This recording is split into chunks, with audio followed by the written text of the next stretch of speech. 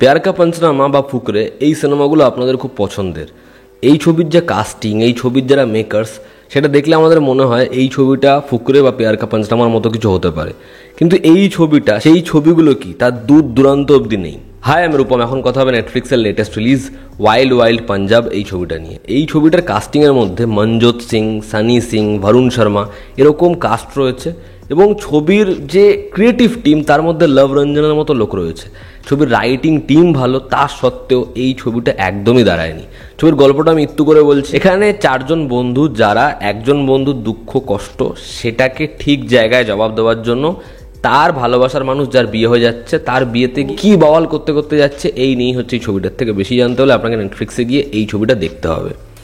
ছবির পজিটিভ দিক, নেগেটিভ দিক, আমার কাছে এই ছবির জন্য সেরকম কোনো পজিটিভ দিকই নেই। আসলে এই ছবিটাকে ধরে বেটে দেওয়া উচিত, কারণ এরকম ধরনের ছবি এটাই ডিজার্ভ করে। তবে আমি মাত্র দুটো জায়গাতে হেসেছি বলতেই হয়। এক জায়গা হচ্ছে যখন বন্দুক দিয়ে তারা পিছনে কাউকে গুলি মারবে এবং বন্দুক কাজ করবে না, তো তারা সাপ্লায়ারকে ফোন করবে এবং সাপ্লায়ার হচ্ছে তাদেরকে গুলি মারছে তারাই। তো ওই যে পার্টিকুলার সিকোয়েন্সটা স্টেজিং, ওটাতে আমার হাসি লাগে। এবং যখন এই সিনেমাতে বিনোদকে দেখতে পাই, হ্যাঁ পঞ্চায়েতের বিনোদ, সে এখানে পশুদের ডাক্তার, তো তাকে যখন দেখতে পাই আমার মুখে একটু হাসি ফুটে ওঠে। এছাড়া এই সিনেমার মধ্যে আর কিছুই আমার সেরকম ভালো লাগেনি। প্রথম খামতি হচ্ছে এই চারজনকে খুব বাজেভাবে ব্যবহার করা হয়েছে এবং আমরা এদেরকে যেরকমভাবে দেখে এসেছি ঠিক সেরকম ক্যারেক্টারই এদেরকে রিপ্রেজেন্ট করা। দ্বিতীয় হচ্ছে এই ছবির যে কমেডি, সেখানে যেরকম সাউন্ড এফেক্টস দেওয়া হচ্ছে, যেরকম রিয়াকশন এরা দিচ্ছে অন্য ক্যারেক্টার্সরা, মনে হবে যেন খুব বড় হাসির কোনো পাঞ্চলাইন বললো, কিন্তু সেগুলো এতটাই বাজেভাবে লেখা হয়েছে এবং এরকম বাজেভাবে স্টেজ করা যে আমাদের মনে হয় আমাদের হাসতে হতো। এটা ডায়ালগ ছিল, এটা কমেডি ছবি। এবং ছবিতে এতগুলো ক্যারেক্টার, কমেডি ছবি যখন এরকম ধরনের হয় সেখানে টু মেনি ক্যারেক্টার্স হবে, এটা খুব স্বাভাবিক। সেখানে এত ভালো ভালো অ্যাক্টর অ্যাক্ট্রেস রয়েছে, বাট কোনো চরিত্রকে ভালো মতো লেখা হয়নি।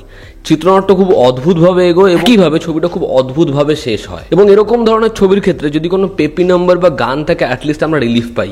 এই ছবির গানগুলো আমাদের সেই এন্টারটেনমেন্ট ভ্যালু প্রোভাইড করতে পারে না। দেখবেন রিসেন্ট টাইমসে যত এরকম বন্ধুদের গ্রুপ নিয়ে সিনেমা এসেছে, অডিয়েন্স না এরকম ধরনের ছবি খুব এনজয় করা শুরু করেছে। ছবিগুলো মোটামুটি হলেও অডিয়েন্স এরকম ধরনের ছবি দেখে চিল করা পছন্দ করে। কিন্তু এই ছবিটার মধ্যে না এই চারজনের মধ্যে কোনো বন্ডিং আছে, না ইমোশনাল কোনো কোর আছে, যে কারণে ছবিটা আরও আমাদের বোরিং মনে হয়। এবং এই ছবিতে ভরে ভরে গালাগাল রয়েছে, ছবিতে ভরে ভরে অবজেক্টিফাই করা হয়েছে, বাট সেই জিনিসপত্রগুলো খুব বাড়াবাড়ি এবং অতিরিক্ত মনে হয়, যে কারণে আমার ছবিটা আরোই ভালো লাগেনি। ওভারঅল ওয়াইল্ড ওয়াইল্ড পাঞ্জাব এটা একটা প্যাথেটিক সিনেমা। তাও যদি তোমার দেখতে ইচ্ছা করে এরকম কাস্টিংয়ের জন্য, যেটা আমি করেছি, তাহলে তুমি ছবিটা একবার দেখতে পারো, তারপর গালাগাল নিজেকেই দেবে। তো এই ছিল আজকের ভিডিও। ভালো লেগে থাকলে লাইক করো, শেয়ার করো, সাবস্ক্রাইব করো। তোমাদের কি অপিনিয়ন জানিও। জনতা আমাদের পাশে আছে। আবার দেখা হচ্ছে। Take care.